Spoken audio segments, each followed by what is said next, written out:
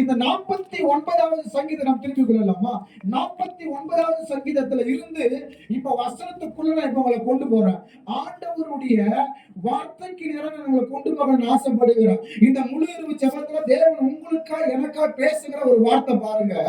49வது சங்கீதம் 15வது வசனத்துல படிக்க கேட்கலாமா?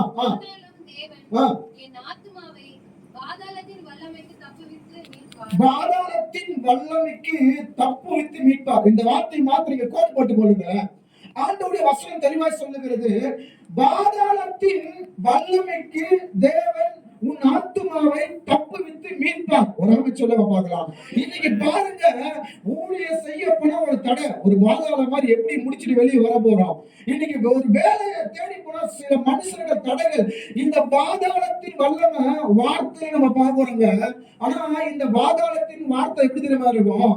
நீங்க நல்லா பாத்தீங்கன்னா அநேக முள்ளு மேல நடக்கிற மாதிரி, அநேக நெருப்பு மேல நடக்கிற மாதிரி ஒரு வேதனை, ஒட்டிய ஒரு மரணம் வழி உண்டு பண்றது அந்த பாதாளத்துடைய ஒரு வழி. ஒரு சொல்ல மாட்டீங்களா? ஆனா தேவன் சொல்றாரு பாருங்க, பாதாளத்தின் வல்லமைக்கு நான் என்ன பண்ண போறேன், உன்னை நான் தப்பு விட்டு மீட்க போறேன். ஒரு சொல்ல மாட்டீங்களா? பாதாளத்தின் வல்லமைய சூழ்நிலையை கடக்காத ஊழியரே இல்லைங்க. ஆபிரகாம் ஆதியாகமத்துல இருந்து ஆபிரகாம் முதற்கொண்டு கடைசி வெளிப்படுத்தின விசேஷம் யோவான் சுவிசேஷகர் முதற்கொண்டு தேவனால் பயன்படுத்தப்பட்ட எல்லா தேவனுடைய ஊழியக்காரங்களும் பாதாளத்தை போல வல்லமையை சகிச்சு, கசப்புகளை மிதிச்சு, பலவிதமான எரிச்சல் வேதனைகளை சகித்து எல்லாம் தேவ ராஜ்யத்தை கட்டினார்கள். ராம சொல்ல மாட்டீங்களா? கண்டிப்பா தேவன் இந்த சிறிய தங்கள் திருசபையில கூட பாருங்க, இதற்கு நேரம் ஏதோ ஒரு பாதாளத்தில் வல்லமை செயல்பட்டு கொண்டிருக்கும்.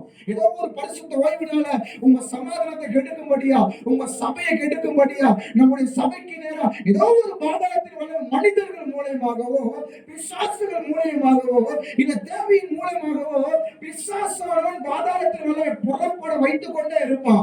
வார்த்தை சொல்லுகிறது, தேவனோ பாதாளத்தின் வல்லமைகளுக்கு தப்பு வைத்து மீட்டார். கையை தட்டி நன்றி இயேசுவே, வாயை தட்டி நன்றி இயேசுவே சொல்லுங்க பார்க்கலாம். இந்த முழு ஜெபத்தை நீங்க தேடி வரும்போது பாருங்க, பரிசுத்த ஓய்வு நாள் என்பது வேற ஒரு காரியம். ஆண்டவர் சமூகத்தை கூடி ஆராதிக்கிற காரியங்கள் அது வேற. ஆனால் இப்படிப்பட்ட தேவனுடைய சபையில் நடக்கிற இரவு ஜெபங்கள், உபவாச கூடுகைகளை நீங்க தேடி வரும்போது பாருங்க, ஆண்டவர் மேல நீங்க எவ்வளவு அன்பு வைத்து இருக்கிறீங்க என்பதை பிசாசுக்கு இந்த நேரத்தில் நீங்க தெரியப்படுத்த முடியும். பிசாசுக்கு இந்த நேரத்தில் நீங்க தெரியப்படுத்த முடியுங்க.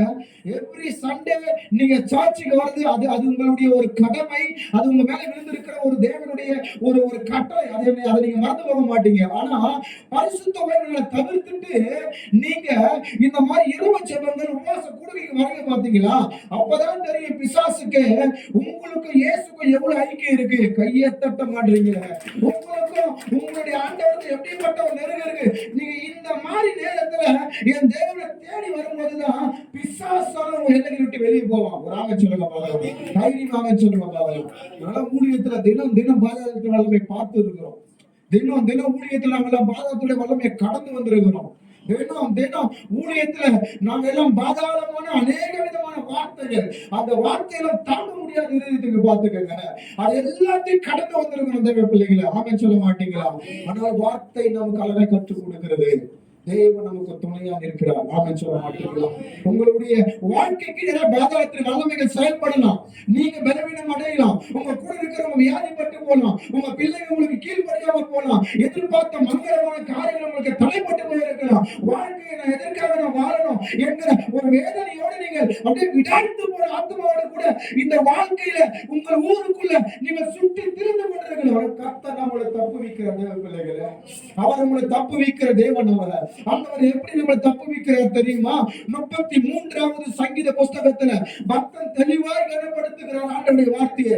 33வது சங்கீதம் 20வது வேத வசனத்தை நம்ம ஒரு சத்தமா படிக்க கேட்கலாமா? என்னுடைய ஆத்துமா கர்த்தருக்காய் காத்திருக்கிறது.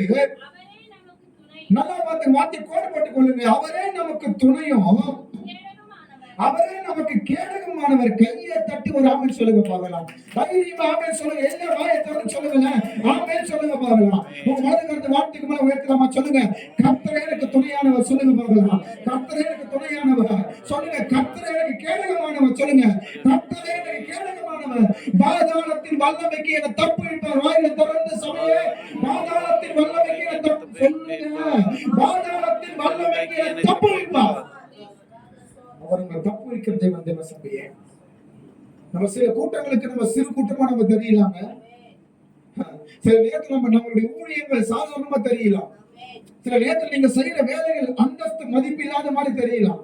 சில நேரத்துல நீங்க வாழ்க்கை வாழும்போது உங்களுக்குள்ள ஒரு எண்ணம் வரலாம், எதுக்காக நம்ம இந்த வாழ்க்கை வாழணும், நம்ம ஒண்ணுமே இல்லாம இருக்கிறோம். இல்லங்க, உங்களுக்கு கர்த்தர் துணையா இருக்கிறார், உங்களுக்கு ஆண்டவர் கேடகமா இருக்கிறார். அவர் சாதாரணமா இல்லங்க, உங்களுக்கு ஆண்டவருடைய ஒரு வார்த்தையை அவர் கொடுத்துட்டாருன்னா அந்த வார்த்தையை நிறைவேற்றுவதற்காக என் தேவன் யாரை உன்னை புறப்பட பண்ணுவார். காக்காவை வர வைப்பார், கழுதியை பேச வைப்பார், கல்லுக்குள்ள தண்ணீரை வர வைப்பார், வழியே இல்லாத இடத்துல வழி உண்டு பண்ணுவார். ஒரு பைத்தியக்காரன பரதேசியானி இருந்தாலும் உன்னை ராஜாவின் அரண்மனையில கையை தட்டி நன்றி இயேசுவே சொல்லுவாங்க.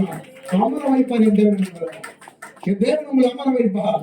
இந்த சிஎஸ்ஐ தங்கள் திருசபைக்கு நேர கர்த்தருடைய ஊழியக்காரன வல்லமையை நான் பேசுற ஒரு வார்த்தை, இந்த சபைக்கு கர்த்தர் கேடகமாக இருக்க போகிறார். இந்த சபைக்கு கர்த்தர் துணையை கையை தட்டி வருகிற நாட்களில் என் தேவன் இந்த சபைக்கு துணையா இருக்கிற ஆத்துமாக்கள் நிரம்புறதை நீங்க பாப்பீங்க. என் தேவன் சபைக்கு துணையா இருக்கிற லட்சங்கள் இந்த வழிபடல காணிக்க வருகிற இன்னும் நீங்கள் பார்ப்பீர்கள். கைகளை தட்டி ஒரு ஆமென் சொல்லுங்க பாருங்க, ஒரு ஆமென் தைரியமா சொல்லுங்க பாருங்க. என் தேவன் உங்களை சாதாரணமா அடிக்கவில்லைங்க. என் தேவன் என்ன சாதாரணமா இந்த